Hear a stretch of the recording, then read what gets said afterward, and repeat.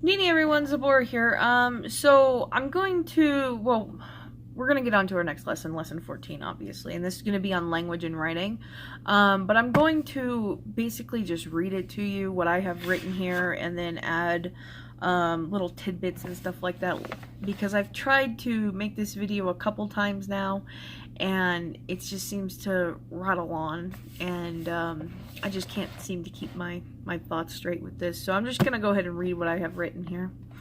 So, language is a funny thing. It's the most effective way we have for communicating, whether written or verbal. Many witches, including myself, believe using a language not native to the practitioner adds more energy, as it requires a greater amount of brain power to understand. While that's true, it can be a distraction to the practitioner as well. They may trip up the magic or, like I said, become distracted and lose focus. Clear communication is very important, especially when performing magic or spell work or petition papers. With all things, you have to have that happy middle ground. So if I'm going to go ahead and use a different language, like if I want to use the Egyptian language for a prayer or a petition, then I would have to understand exactly what's being written. I'd have to practice what I'm being said in order to do it in a chant. And all of that adds energy to my spell. But if I trip up on the words, that can fuck up the magic. So again, happy middle ground, okay, guys? Now, Egyptians relied heavily on the written and spoken word for their magic. To them, speaking and writing were sacred tools, and what was written was their truth. This is why no evil forces are ever shown to be triumphant over good ones. Heka, or speech magic, was spoken with authority, as if it was true. This sort of authority is still used by magicians today. While we as people like politeness, please and thank yous, energy doesn't recognize nice. Energy recognizes power. This is why most practitioners keep the focus or purpose of the spell simple, like a phrase or word. This phrase or word can become the basis for a sigil. And petition papers and whatnot can also help with that sort of thing. So what I mean is by the universe doesn't recognize nice. How many of you guys have heard don't ask for things in spells? You need to direct it as if you already have it, because you're coming from that authority of, I've already got this money. I know I've got this money. This money's coming to me, and I know it so much, I'm going to say I already have it.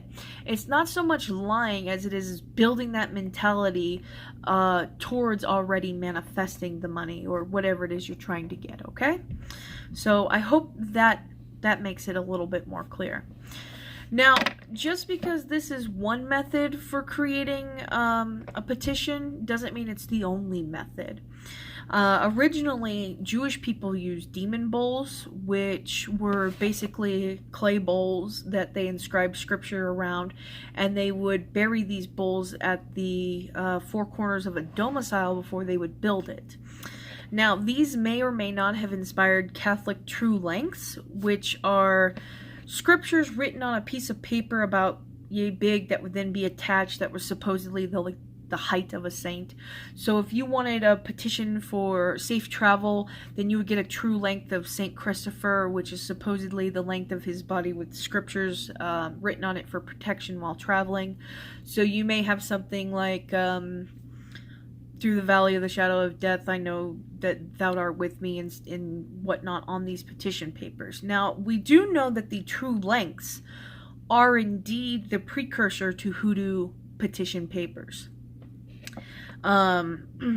These papers can literally be of any design. However, I typically like to use a sigil or a symbol, a phrase, or the name if it's a person. I'll also use a small chant that I will brainstorm out on a different piece of paper that kind of becomes the beginning of my petition and the beginning of my spell. That's kind of basically how I start every spell, is I'll get a piece of paper, I'm like, okay, here are my goals. These are the things I want. This is how I'm going to reduce this down. And I'm going to leave a link to Lilokin's Wicca 2.0, Big Daddy Hellbound Heathen. He did a fantastic video on creating sigils, and he does just one method. So there are 1,000 different methods that you can do, but he goes over a few of them on his video. So I'm just going to go ahead and link that. Now, I also like to use a 5-spot pattern, which is basically a spot in each of the corners and then one in the middle. Think the 5 on a die. Okay, it's the same thing. It's all 4 corners and the middle to seal it. Okay, and I do that with an oil, and I will also put like the symbols in all 4 corners of the paper, just because I happen to like the way that looks, and that's the basics that I use for mine. Now, petition papers can be elaborate or simple: a prayer, a sigil, hymn, or just thoughts on a piece of paper with a list of the goals are all valid forms of petition papers for your spell work or for setting lights. If you were to roll these papers up with curios, herbs, minerals, and whatnot, then these would become what they call saint packets if you were to use images of the saints, or they would become saint packet like, I should say, because these saint packets were originally used by Catholic hoodoos, and they're basically like the precursor for a mojo or a charm bag is basically what it is. It's a paper mojo. So when it comes to choosing the type of paper, again, you can use anything. Originally, because hoodoo comes from the South and from the slave trade, brown paper was, let's see if I have any, like brown paper sack from grocery stores. That was originally what was used. They would rip pieces of it up, write their petitions on it, because one, it would usually match the skin tone of the person they're trying to affect, given that it's black magic. Literally magic from the black people, from Africans. God, I can't speak. I'm so sorry. This is what I'm talking about, okay? I've tried making this video a few times. I just wind up rambling. But we can also use white paper. You can use virgin paper. You can use recycled paper. You can use construction paper that's color coordinated to your spell. Go back and watch my color video if you need info on that. If you want to do a love spell, you can get a red piece of construction paper, cut it into a heart, write your name, write the target's name, and do all of that with it. I mean, there's literally a million ways you can write paper, petition papers. I will say this though, for standard petition papers, like if you were to just use this here, you really don't want these machine cut edges. You don't want any of these straight edges. This is just what I was taught, and I kind of like it, because when you're tearing the edges off, you're actually adding more symbology into your magic and building up the magic and the process. So if I'm holding this piece of paper, okay, and I want to, let me see if I can get a different piece of paper here. There we go. Alright. Machine cut edges, alright? Reno Psychic Institute. If I want to be rid of someone, okay, I'm going to tear it away from me. Alright, and we kind of went over this a little bit with the candle magic. You're going to be tearing things away from you to banish something. And then you're going to be turning it counterclockwise, also known as widdershins, and you're going to be continuing to tear it away from you. Okay, again, turn it clockwise, or counterclockwise. You're going to be turning it counterclockwise. Now, if you wanted, see, that's exactly what I'm talking about, no machine edges. If you wanted, however, to attract something, then you would pull it towards you when you ripped it. And you would turn it clockwise. You wouldn't turn it counterclockwise, not widdershins, Deosil. And again, you're pulling it towards you. Okay? Clockwise. Towards you. Clockwise. Towards you. Okay? That's just added symbology and energy that you're going to be putting into your spell. Let's see here. I went over that. Okay. Now, as for inks, as for writing utensils, I'm a huge fan of fucking Sharpies. But if you wanted to add more magic into your spell, there are 3 traditional inks that you can use. Typically today, they are just commercial inks, because I don't think anyone is out harvesting bat's blood, dragon's blood, or dove's blood for their ink anymore. If at all, if they ever did that. I think it may have just been a metaphorical name for these inks. But basically, it's just red ink.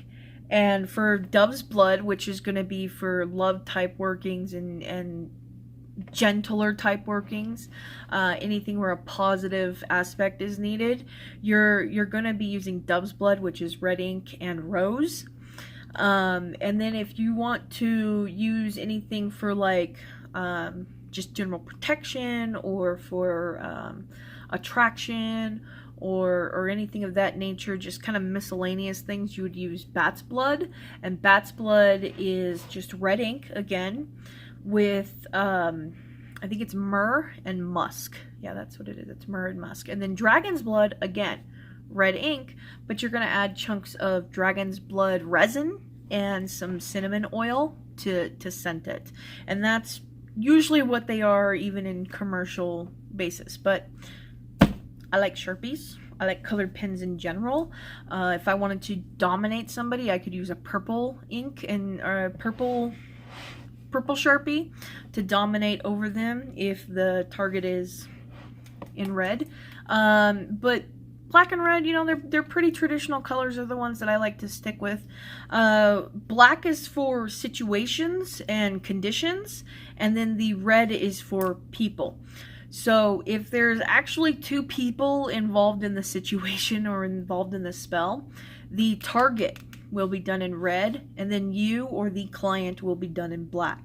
So if someone comes to me and they're like, look, I want to get my ex back, then the ex would be the target. Okay, they're the one that we're trying to attract back to the client. Does that make sense? And then typically the target's name will be written, or the situation will be written down in the lighter one, and the domination or whatever it is you want to change will be done in the darker color. Hope that makes sense. Now, I really don't like recommending Catherine Ironwood, but this is one of the better books that she did, which is Paper in My Shoe. It talks about name papers, petition papers, prayer papers, all done in the hoodoo tradition. However, I'm just going to show you some examples. This is the Jewish demon bowl, okay, that I was talking about. Here is a mosaic seal. This is from a Jewish grimoire. Okay. Here are the saint true lengths.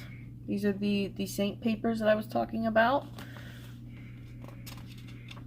And then they would be, see, they're all like different pieces of paper that they would then connect together. And this is one of the reasons I really don't like Iron, which does have a lot of filler. It is informative, but it's a lot of filler.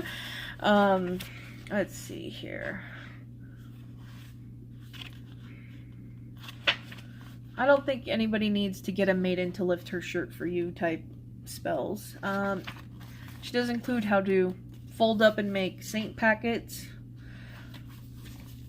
Alright, this is what I was talking about, different ways to do it. See, like, here's a petition. This is from somebody who is Christian, and all they did is write a letter to God, and they put crosses on it, and that becomes their petition paper. Now, you can either burn these, you can put them under candles for setting lights, you can carry them on you in a mojo bag. It's really kind of up to the practitioner. This is a method that I'm rather fond of, is the cross and dominate style, but there are, of course, several different methods. If you wanted to learn about name papers and how to do those, that's all included in here. This is going to be like one of the one of the books that I would recommend by her. Here's a success one. Okay, she talks about the success sigil, which just gets broken down into SS, CC, SS, which of course gets converted into dollar signs and cent signs. So the success symbol is broken down into dollar signs and cent signs. And then that becomes your sigil that you use. There's all kinds of stuff in here. Literally so much. And then, like I said, this is love me or die, to goofer a man for love. So either come back to me and love me, or I will kill you, is literally the purpose of this one here. So you can see it says love me or die. That would be the situation. And then the person would be John Smith or whatever, okay? And that has been crossed here. So I hope that has been enlightening, guys. Here's another one. They just used Ephesians 6:11 that was literally written out on a piece of paper to protect against thievery. Okay, so there's all kinds of things that you can do when it comes to petition papers. Yeah, that's it for tonight, guys. Sun update.